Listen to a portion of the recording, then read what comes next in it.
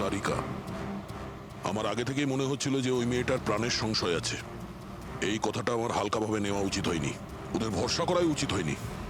তুমি এত কেন ভয় পাচ্ছ? হয়তো মেয়েটা ঠিকই আছে। তুমি জানো না অভিজিৎ, এই মেয়েটার এমন একটা রোগ আছে যার কারণে যে কোনো সময় ওর জীবন যেতে পারে। কেউ যা খুশি করতে পারে ওর সঙ্গে, কিন্তু ও জানতেই পারবে না। জানতে পারবে না? স্যার, ওকে ঘুমাতে আছে? না, কমায় না, একটা অদ্ভুত রোগ। আমিও এই রোগের ব্যাপারে আগে কখনো শুনিনি। একটা অসুস্থ মেয়েকে তার পরিবারের লোক মারতে কেন চাইবে? যতটা আমি ওদেরকে চিনেছি, আমার মনে হচ্ছে যে ওদের ভাবসাব খুব একটা সুবিধার নয়। সারিকার সঙ্গে আমার কয়েকদিন আগেই দেখা হয়। একদিন আমি অফিস থেকে যখন বাড়ি যাচ্ছিলাম,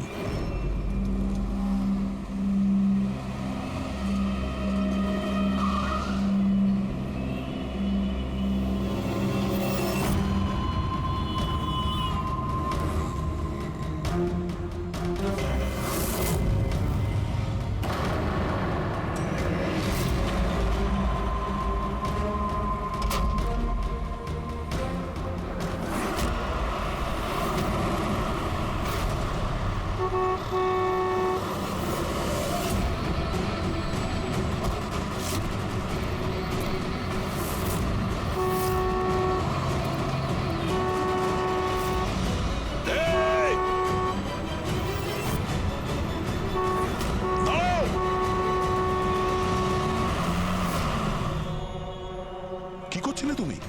হ্যাঁ, এত বড় একটা ট্রাক সামনে থেকে বেরিয়ে গেল, তুমি দেখতে পাওনি? ও হর্ন বাজাচ্ছিল, তুমি শুনতে পাওনি? হ্যাঁ, আত্মহত্যা করার চেষ্টা করছিলে কি?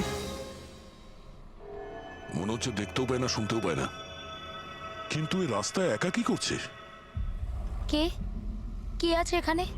আকাশ দাদা, কে আপনি? কে? তার মানে আপনি দেখতে পান? তাহলে আপনি আমি আর ওই ট্রাক দেখতে পাননি? চাপা দিয়ে চলে যেত আপনাকে যদি আমি আপনাকে না বাঁচাতাম।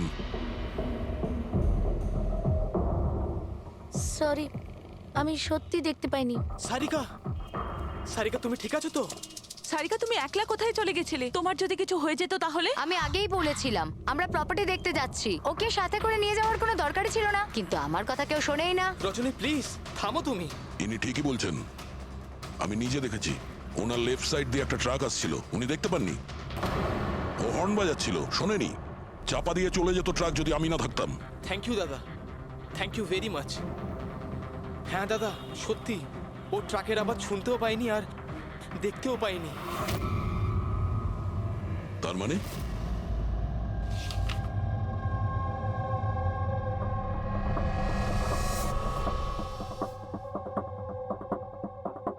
এইসব আপনি, মানে আপনার শুধু জিনিস আর সবার এই এই ডান দিকটা নজরে আসে না, শুধু বাঁ দিকটা নজরে আসে? হ্যাঁ স্যার। তার মানে এই মুহূর্তে আমি আপনার সামনে আছি, আপনি আমার অর্ধেকটা দেখতে পাচ্ছেন, আমার এই ডান দিকটা আপনি দেখতে পাচ্ছেন না? না স্যার, দেখতে পাই না। আমার যত কাছে কেউ থাকুক না কেন, যদি সে আমার বাঁ দিকে দাঁড়িয়ে থাকে তাহলে না আমি তাকে শুনতে পাই আর না দেখতে পাই স্যার। আমার এই সমস্যাটা রয়েছে স্যার, হেমি স্পেশাল নেগলেক্ট। এই রোগের কারণের জন্য স্যার আমার মাথা লেফট সাইড রেজিস্টার করতে পারে না স্যার, শুধুমাত্র ডান দিকটাই বুঝতে পারি আমি স্যার। সেই জন্য আপনি এইসব পেন্টিংস, এই লোকজন, সবার ডান দিকটাই দেখতে পাই আমি স্যার। তাহলে এই এই অসুখের কোনো ট্রিটমেন্ট নিশ্চয়ই আছে। আর আপনারা আপনারা ওনাকে রাস্তায় যেতে দিলেন কি করে? আপনারা তো জানতেন যে ওনার সঙ্গে কি হচ্ছে, তারপরেও যদি কিছু হয়ে যেত ওনার। স্যার আপনি বলুন স্যার, ওর তো নিজের বুদ্ধি ব্যবহার করার দরকার ছিল। ওর কি দরকার ছিল রাস্তায় একা যাবার? আর এ কোনো ছোট বাচ্চা নাকি যে 24 ঘন্টা ওকে নজরে রাখতে হবে? ইনফ্যাক্ট আমরা এর জন্য একটা বেবি সিটার রেখে নিই যে 24 ঘন্টা ওর দিকে নজর রাখবে। এখন এসব বলে কি হবে? হ্যাঁ, ভুল আমাদের হয়েছে, এটা তোমরা মানো আর না মানো আমি মানি। Sir, I am so sorry sir. Sir এই ভুল আর দ্বিতীয়বার আর হবে না। সারিকা আমার ছোট বোন, আর এর খেয়াল রাখা আমার দায়িত্ব স্যার। কারেক্ট, এরপর থেকে এরকম কোনোদিন হবে না। আর তাছাড়া এখন তোমার ওষুধ খাওয়ার সময় হয়েছে না, চল ওষুধ খাবে। স্যার এটা তো খুবই ভয়ঙ্কর রোগ।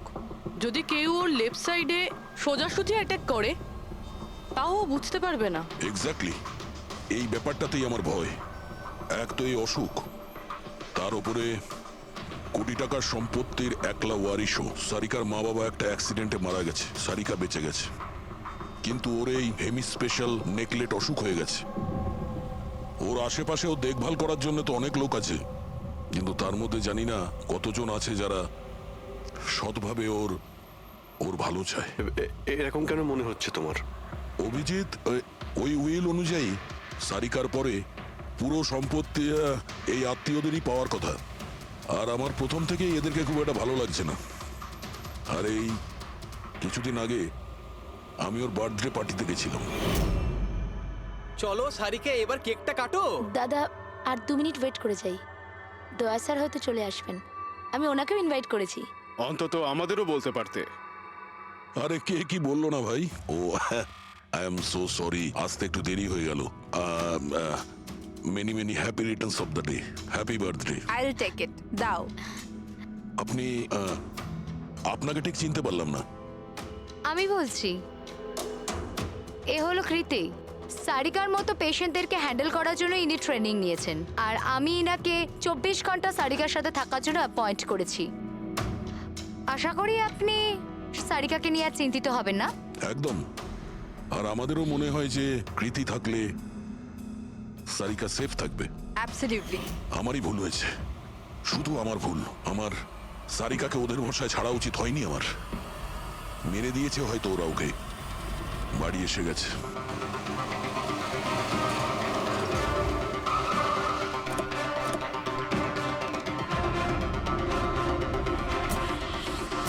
কোথায় ও?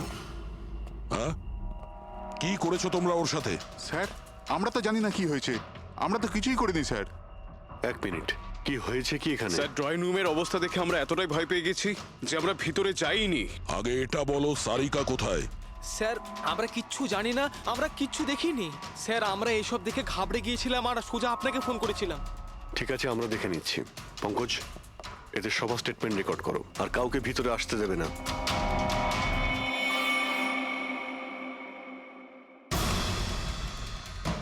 সারিকা, সারিকা, কেউ আছেন?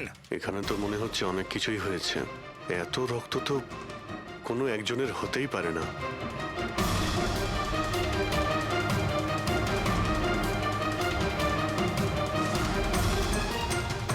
স্যার, হ্যাঁ, স্যার এই দেখুন, কেউ লুটপাট করার জন্য ঢুকেছিল কিন্তু টাকা নিয়ে বেরোতে পারেনি। যেই ওকে বাধা দেওয়ার চেষ্টা করেছিল তার উপরেই আক্রমণ করে। স্যার, লাশ। সারিকা?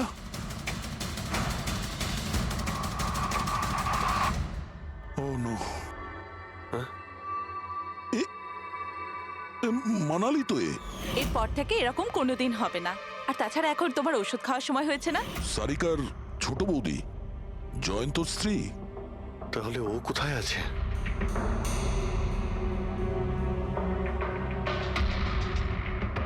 ও নো। দয়া,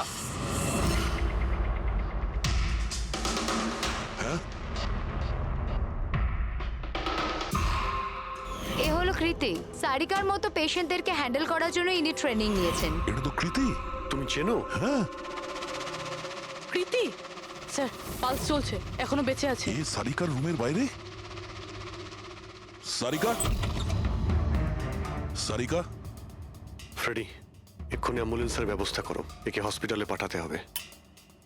সারিকা, সারিকা,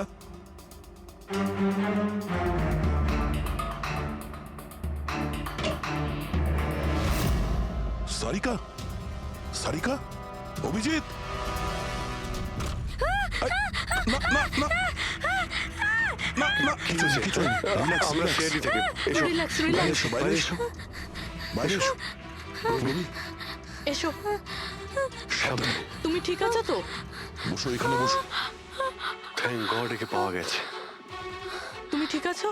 সবাইকে মেরে দিয়েছে, সবাইকে মেরে দিয়েছে স্যার। এক মিনিট কে করেছে এসব? কে ছিল সে? দয়া স্যার, কি হয়েছিল? স্যার সবাইকে মেরে দিয়েছে স্যার। কে? মেরে দিয়েছে, কে? কে মেরেছে? মেরে দিয়েছে স্যার। আমার মনে হয় এক্ষুনি একে হসপিটালে পাঠানো উচিত। ওর মানসিক অবস্থা ঠিক নেই। এটাই ঠিক হবে, মনে হচ্ছে শক পেয়েছে। রবি, তোলো একে। ওঠো, ওঠো। আমার সাথে এসো।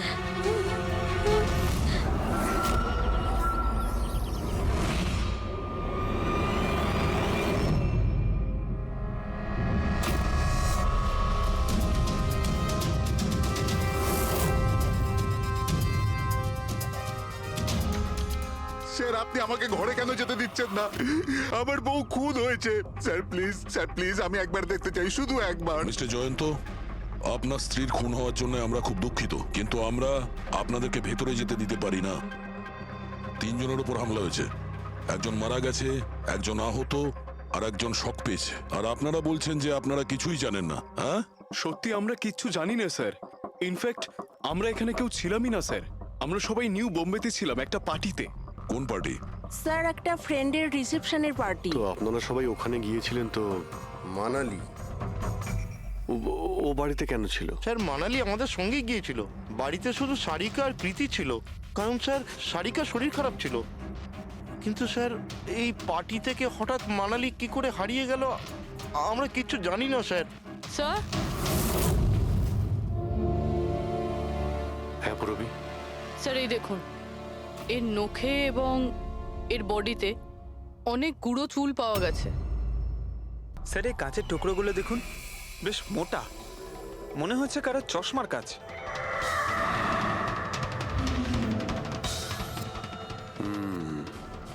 চশমারই মনে হচ্ছে। রেখে দাও সাবধানে। এই টেনে নিয়ে যাওয়ার চিহ্নের সঙ্গে রক্তের ফোঁটা।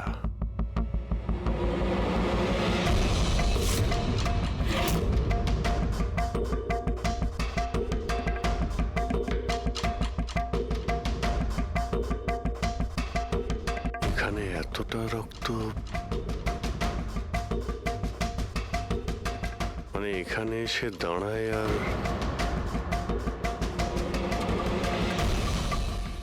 বাইকের চাকার দাগ।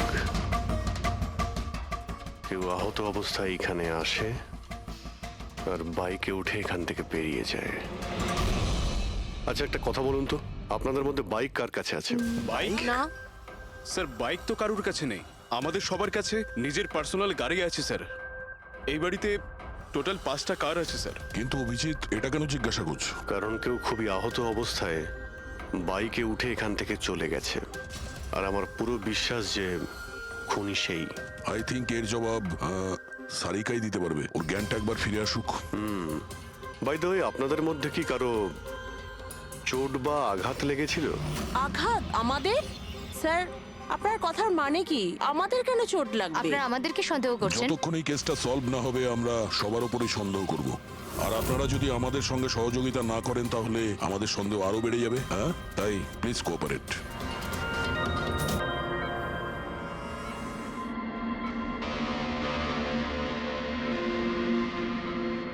সারিকা,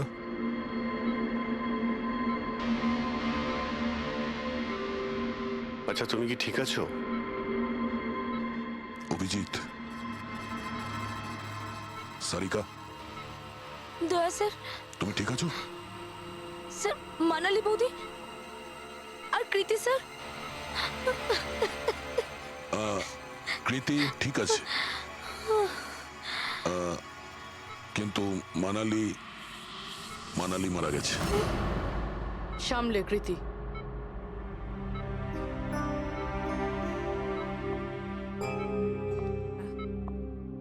কৃতি, কৃতি তুমি ঠিক আছো তো? I am so glad you okay. Thank God তুমি ঠিক আছো।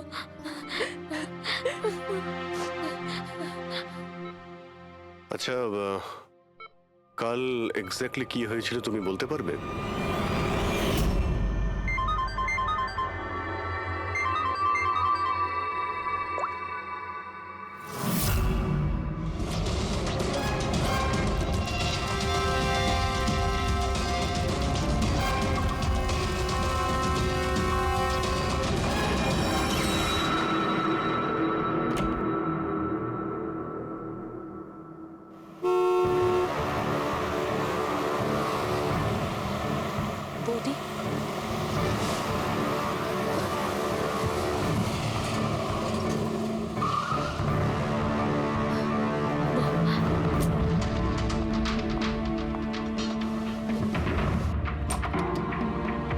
সারিকা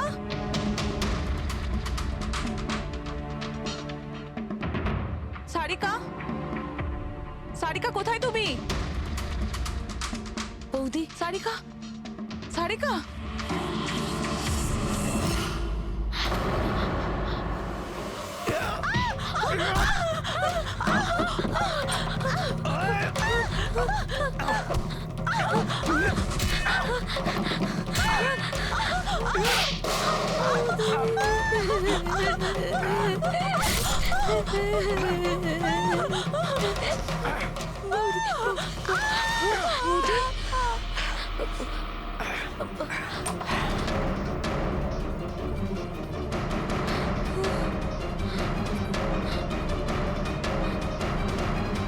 কৃতি কৃতি কৃতি তো তুমি ওনার দরজাতে ধাক্কা দিয়েছিলে। তো কৃতি, আপনি কি দেখেছিলেন? আপনার উপরে আক্রমণ কি করে হলো? সারিকার জোরে চিৎকারের আওয়াজ পেলাম, আমি তখনই ঘর থেকে বাইরে আসি। সারিকা, এইসব কি করে? কৃতি কৃতি সারিকা, তুমি ঠিক আছো তো? কৃতি, আমি আমার রুমে। কৃতি, আমি এখানে। Okay okay okay Sarika, you don't worry, I am coming. Kriti, সাবধানে, খুনি এখনো বাড়িতেই আছে। খুনি? সারিকা, তুমি ওকে দেখেছো যে কৃতির ওপর হামলা করেছে? হ্যাঁ স্যার, আমি দেখেছিলাম। সারিকা, সারিকা, কৃতি, কৃতি, সারিকা, সেই মুহূর্তে তুমি যা যা দেখেছো সেটা তুমি একটা পেপারের ওপর আঁকতে পারবে? হ্যাঁ স্যার, যখন আমি ওনাকে মানালি বৌদির পেছনে দেখেছিলাম তখন খুব ভয় পেয়ে গেছিলাম। আমি শুধু ওই মুখটার একটা ঝলক দেখতে পেয়েছিলাম স্যার। যখন আমি আবার দেখি তো তখন আমি শুধু হাতটুকু দেখতে পাই। কৃতি আমার দিকে আসছিল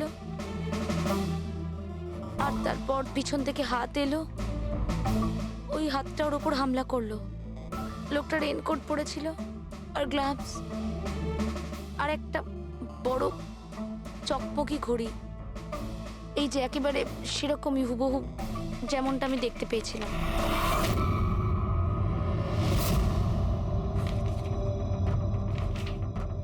আই হোপ এই অর্ধেক ছবিগুলো দিয়ে আপনারা কিছু উপকার পেয়ে যাবেন হয়তো। চিন্তা করো না, এই অসম্পূর্ণ ছবিটা আমরা কমপ্লিট করব। ফেডরিক, মনোহরের কাছে এই পেন্টিং গুলো নিয়ে যাও আর বলো যে এই স্কেচ যেন কমপ্লিট করে।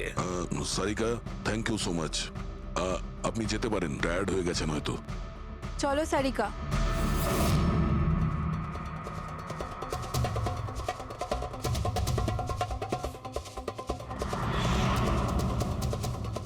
এই লোকটাকে তো আগে কখনো দেখিনি স্যার। হতে পারে শুধু এই কাজের জন্যই হায়ার করা হয়েছিল। আর ঠিক সময়ে মানালি ওর প্ল্যানটা ভেস্তে দিল। খুব মন দিয়ে দেখো এই স্কেচটা।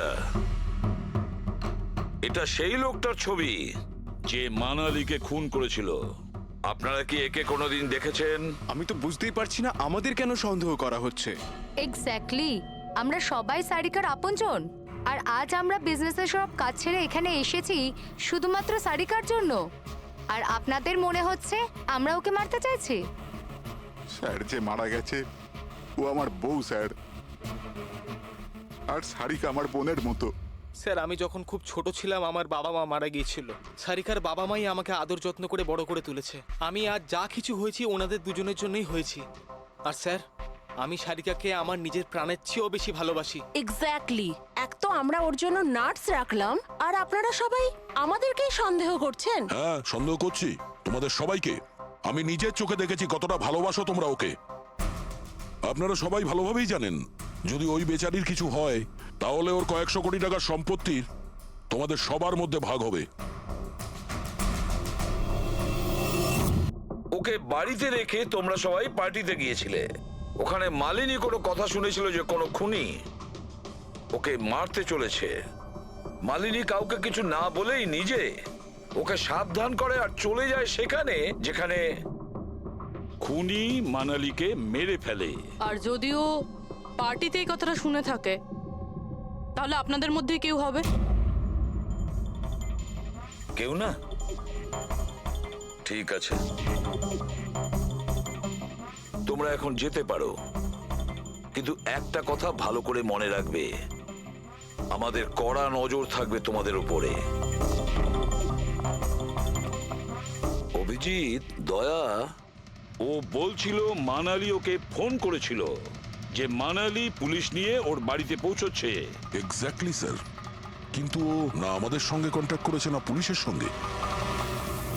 হতে পারে কেউ ওর পিছু নিয়েছিল, তাই হয়তো ও ভয় পেয়ে গিয়েছিল। একটা কাজ করি আমরা, পঙ্কজ পুরবি, ওই পার্টিতে যে কয়জন লোক এসেছিল ওদের প্রত্যেকের নাম আর ফোন নাম্বার বের করো, আর খোঁজ নাও ওই রাতে মানালির বাড়ির আশেপাশে ওদের মধ্যে কার ফোন অ্যাক্টিভ ছিল।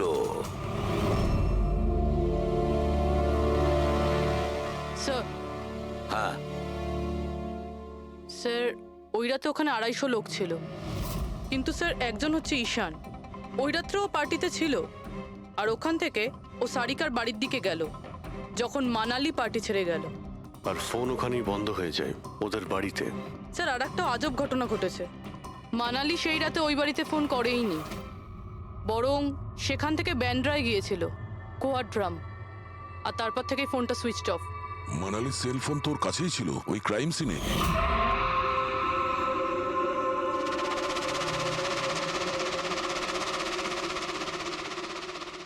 Switch off? আচ্ছা, এমনটা নয় তো যে ওই ফোনটা আসলে ঈশানের ফোন, ভুল করে ওখানে পড়ে গিয়েছিল? মানে ঈশান সেই রাতে সারিকা ভিলা এসেছিল। ডাকো ওই ঈশানকে বিউরোতে। স্যার, আমি করেছিটা কি? আমাকে এখানে কেন ডাকা হয়েছে? ঈশান, একটু আপনার চশমাটা খুলবেন? চশমা? স্যার, এটা তো উইদাউট নাম্বারের চশমা, এটা তো আমি রেগুলার পড়ি না। ডক্টর সালুকের কাছে নিয়ে যাও এটা। স্যার, আমাকে এটা তো বলুন, আমি করেছিটা কি? আমরা আপনাকে এখানে মানালি মার্ডার কেসের ব্যাপারে ডেকেছি। ক্রাইম সিনে আমরা চশমার ভাঙা কাঁচ পেয়েছি। আপনার চশমাটাকে ওই কাচের সঙ্গে ম্যাচ করিয়ে দেখব। কিন্তু স্যার, আমি তো ওই জায়গায় যাইনি। যদি তুমি নাই গিয়ে থাকো তাহলে তোমার ফোন ওখানে ওই ভিলাতে কি করছিল? আর মানালির ফোন তোমার বাড়িতে মান্দ্রাতে কিভাবে পৌঁছলো? ওই স্যার, পার্টিতে আমাদের ফোন এক্সচেঞ্জ হয়ে গেছিল, কারণ আমাদের ফোন দুটো এক। কি হলো মানালি ম্যাডাম, আপনাকে চিন্তিত মনে হচ্ছে? চিন্তিত আমি? না তো, আসলে আমি ওই জয়ন্ত আর আকাশকে খুঁজছিলাম। আপনি ওদের কোথাও দেখেছেন? হ্যাঁ, ওরা দুজন ভেতরেই হবে। আসলে কি হয়েছে, এত চেঁচামেচি আর এই ডিস্কোতে আমি কিছু বুঝেই উঠতে পারছি না। আপনি প্লিজ আমাকে একটু হেল্প করে দেবেন ওদের খুঁজে পেতে? আমি ওদের ভেতর থেকে আপনার কাছে পাঠাচ্ছি।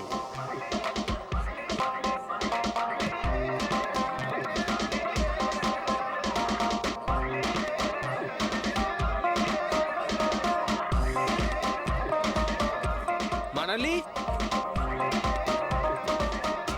ঈশান, তুমি তো বলছিলে মানালি খুঁজছে আমাদের। কোথায় মানালি? আরে এক্ষুনি তো এখানেই ছিলেন মানালি, কি জানি কোথায় চলে গেলেন। ওই দিকটা কি দেখি, চলো। স্যার, আমার ফোন সুইচ অফ ছিল, এই জন্য আমি মানালিকে বলতে পারি। সেই কারণে মানালি পুলিশকে ফোন করতে পারেনি। স্যার, আমাকে বিশ্বাস করুন, আমি খুন করিনি। খুনি না হলেও খুনির সঙ্গী তো হতে পারো, যে ওখানে ওই পার্টিতে উপস্থিত ছিল। তুমি পার্টিতে মালিনীর সমস্ত কথা শোনো, আর যখনই মানালি ওখান থেকে বেরোয় তুমি মানালির পিছু নাও। কোনো কায়দা করে তুমি মানালির ফোন তোমার বাড়ি ব্যান্দ্রাতে পাঠিয়ে দিলে, আর ওখানে পাওয়া চশমার কাঁচের টুকরো, আমাদের সন্দেহ ওটা তোমার চশমার রিপোর্ট তো আমরা পেয়েই যাব আমাদের ফরেন্সিক ল্যাব থেকে। ঈশান, শুধু ঈশানের কাছে কোনো কারণ নেই, কিন্তু সবার কাছেই কোনো না কোনো কারণ আছে সারিকাকে মারার জন্য। দিয়া আর অভয়, এদের দুজনের তো টাকার খুব প্রয়োজন ছিল, হতে পারে এরা দুজন করেছে। আর এদের প্রত্যেকের কাছে একটাই অজুহাত আছে, যে ওরা রিসেপশনের পার্টিতে ছিল। স্যার, এরা সবাই ওই রিসেপশন পার্টিতে প্রেজেন্ট ছিল, কিন্তু কোনো একজন খুনিকে ফোন করে সারিকা ভিলায় যেতে বলেছিল লেফট দিয়ে, যাতে সারিকা কিছু বুঝতে না পারে। তারপর সারিকাকে মারবে, কৃতিকে মারবে, আর সবাই ভাববে দেখে যেন মনে হয় চুরি করার উদ্দেশ্যে খুনটা হয়েছে। আর এই সব কিছুই মালিনী শুনে ফেলে, তারপর ননদকে বাঁচানোর জন্য ও বাড়ি ফিরে আসে, কিন্তু ও সেখানে খুন হয়। কিন্তু মারা যাওয়ার আগে ও খুনিকে আহত করেছিল। খুনি যাওয়ার সময় কৃতির উপরে হামলা করে, লুটের মাল আর ওর ননদকে ফেলে তারপরে সে বাইকে করে পালিয়ে যায়। একবার, শুধু একবার এই খুনির ব্যাপারে কিছু যদি জানতে পারি না, কিছু, তাহলে ধরে নাও মাস্টার মাইন্ড আমাদের হাতে। স্যার খুনির বাইকের টায়ারের চিহ্ন, আশেপাশে পড়ে থাকা রক্তের ফোঁটা সব চেক করেছি, কিন্তু কিচ্ছু জানতে পারিনি। স্যার মনে হয় যে খুনির কোনো পাস্ট রেকর্ড নেই। এর মানে হলো খুনি কোনো পেশাদার অপরাধী নয়। স্যার মানালির জামা কাপড় থেকে আর নখ থেকে যে চুলগুলো পাওয়া গেছে, সালুঙ্কে স্যার সেটা টেস্ট করছে, হয়তো কিছু পাওয়া যাবে।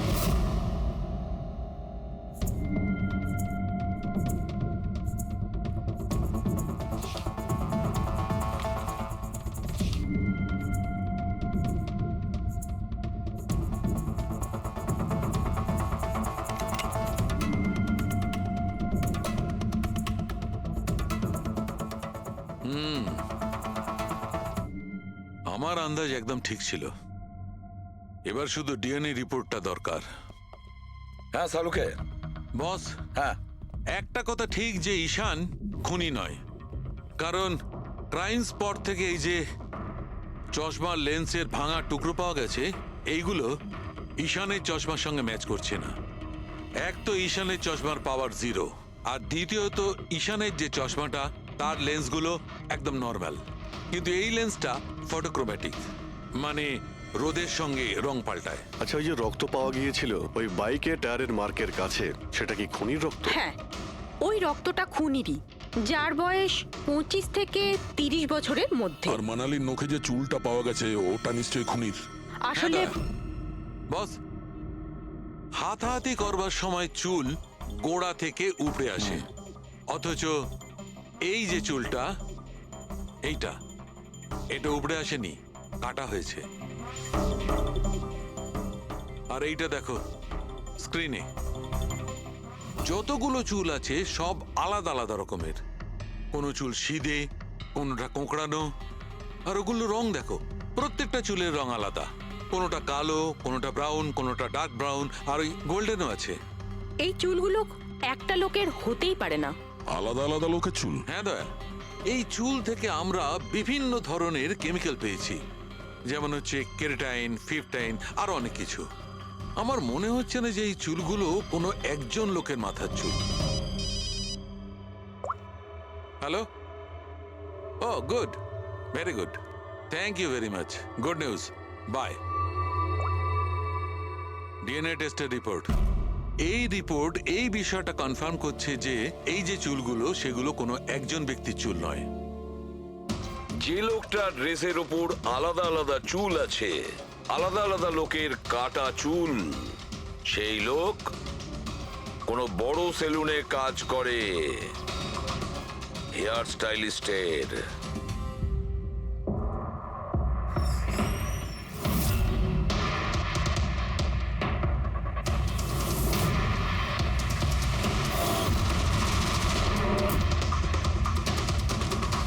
স্যার, এ তো বিমল, আমাদের স্পায়ের স্টার হেয়ার স্টাইলিস্ট। স্যার, এখানে যেই আসুক না কেন সবাই ওর কাছেই হেয়ার স্টাইল করতে চাইতো। কিন্তু স্যার, এই কিছুদিন ধরেই হলো এই টাকা পয়সা নিয়ে ভীষণ চিন্তিত থাকতো। এর জুয়া খেলার খুব অভ্যাস ছিল, কিন্তু স্যার এই খুন করবে এটা স্যার আমি একদম ভাবতেই পারছি না। যাই হোক, এখনো কোথায় আছে বলতে স্যার, পারবেন? একে এখন কোথায় পাবেন এটা আমি বলতে পারবো না, তবে কিছুদিন যাবত এখানেও কাজে আসছে না, আর নাও আমার ফোন তুলছে। আপনি ওর ফোন নাম্বার আর অ্যাড্রেসটা দিন আমাদের। হ্যাঁ স্যার, আমি এখনই আনছি।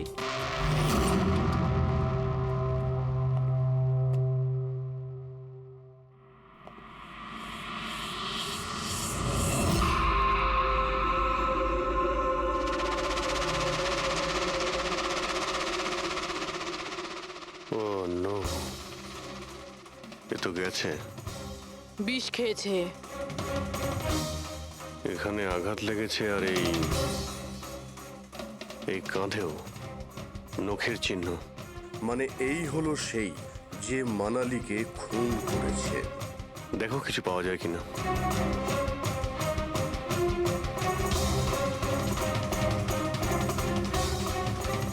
স্যার হ্যাঁ আমি বিমলের বাইকটা চেক করলাম স্যার। বাইকটার হ্যান্ডেলে শুকিয়ে যাওয়া রক্ত আর কাঁদালে আই এম শিওর স্যার এগুলো ওই বাড়িটার ব্যাকইয়ার্ড থেকেই লেগেছে।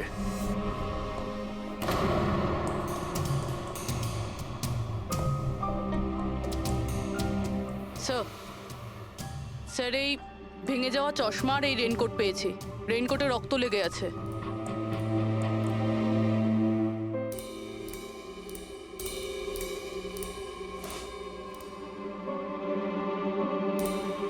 এই দেখতে পাচ্ছ, বাঁ হাতে ঘড়ি। হ্যাঁ তাহলে স্যার যদি বিমল বাঁ হাতে ঘড়ি পরতো তাহলে ও কি করে বললো যে ডান হাতে ঘড়ি পরা ছিল? পার্টিতে মানালি কেউ সারিকাকে খুন করবে সেই আলোচনা শুনে ফেলে, আর তখন মানালি ঈশানের কাছে সাহায্য চায়। ওকে বলে যে জয়ন্ত আর আকাশকে ওখানে পাঠিয়ে দিতে। এর মানে আকাশ আর জয়ন্ত দুজনেই নির্দোষ।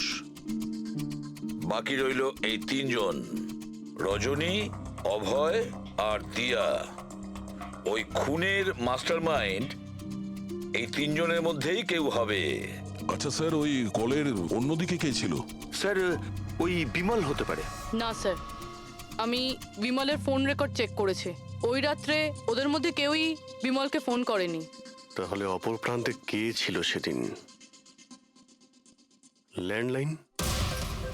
আচ্ছা, ওদের বাড়ির ল্যান্ডলাইন ফোন? হ্যাঁ, হতে পারে। ফ্রেডি, পঙ্কজ, একটু খোঁজ নিয়ে দেখো তো 11টার আশেপাশে ওদের ল্যান্ডলাইনে কেউ ফোন করেছিল কিনা।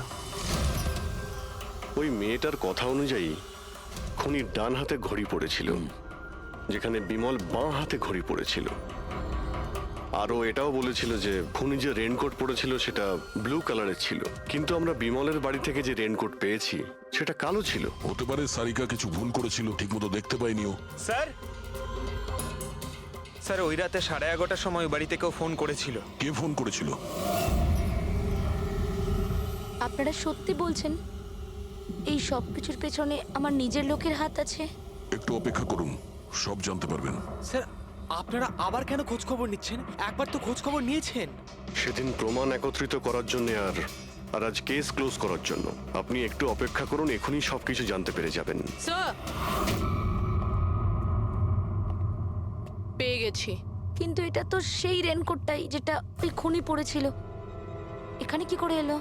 বলছি, তুমি বলেছিলে যে মানালি তোমাকে দৌড়ে এইখানে বাঁচাতে এসেছিল। কারণ ও ওখানে পার্টিতে শুনেছিল যে কেউ তোমাকে খুন করতে চায়। কিন্তু সে খুনি ছিল না, সেই ছিল যে এই পুরো প্ল্যানটা করেছিল।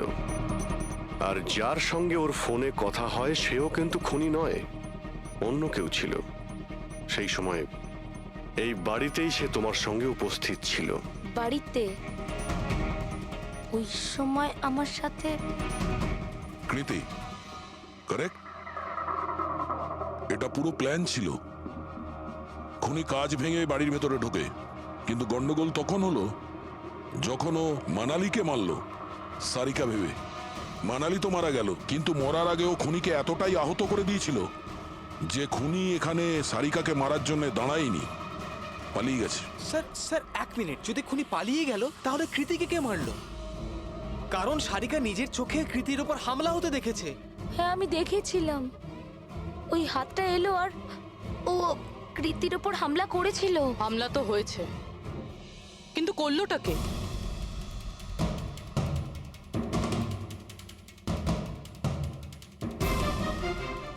আপনারা সবাই আমাকে এভাবে কেন দেখছেন? এর উত্তর তো শুধু তুমিই দিতে পারবে কৃতি। ও রাত ঠিক 10:30টার সময় শুয়ে পড়েছিল। আর মানালি কাউকে ফোনে কথা বলতে শুনেছিল রাত 11:10 আর সেই ফোনটা এসেছিল এই বাড়ির ল্যান্ডলাইনে। কে রিসিভ করেছিল সেই কলটা? যদি আমরা এটা মেনেও নিই যে বিমল তোমার ওপর হামলা করেছে, তাহলে ও তোমাকে বাঁচিয়ে রাখলো কেন? ও মানালিকে এত নৃশংসভাবে মারলো, আর তোমাকে শুধু এই একটা আঘাত কেন? ও সারিকাকে কেন মারলো না? আর এই চুরি করা টাকা ছেড়ে পালালো কেন? আর সব থেকে বড় প্রশ্ন, ও খুনিকে এই ব্লু কালারের জ্যাকেট পরে থাকতে কি করে দেখলো? কি করে দেখলো সেই ঘড়িটা যা বিমল লেফট হ্যান্ডে পড়তো রাইট হ্যান্ডে নয়? বিমলের রেইনকোটের কালার ছিল ব্ল্যাক।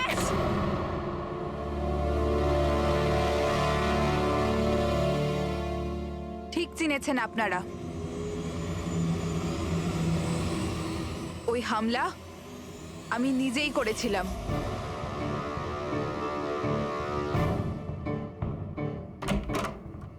সারিকা, সারিকা কোথায় তুমি? মানালি এখানে এই সময়? Sarika,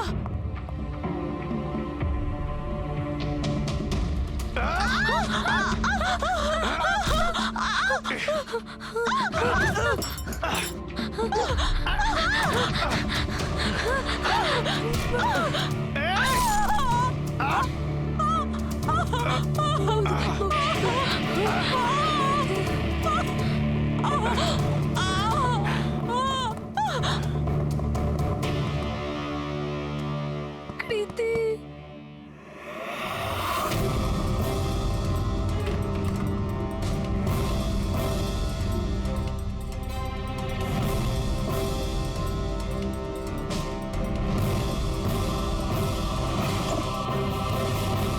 I am coming, Sarika, don't worry.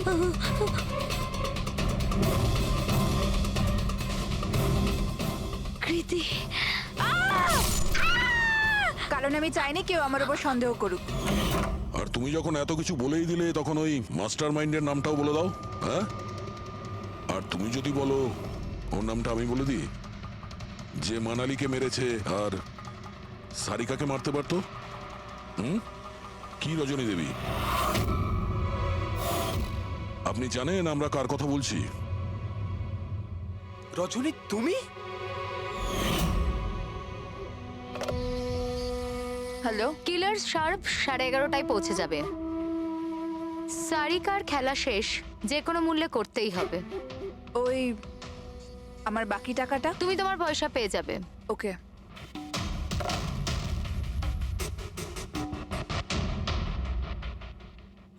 রজনী, তোমার জন্য আমি আমার বউকে...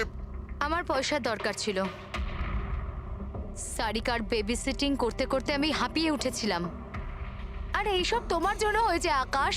তোমার জন্য আমরা সবাই সারিকার আয়া হয়েছিলাম। আমাকে আমার জীবন যাপন করতে হতো আগের মতো।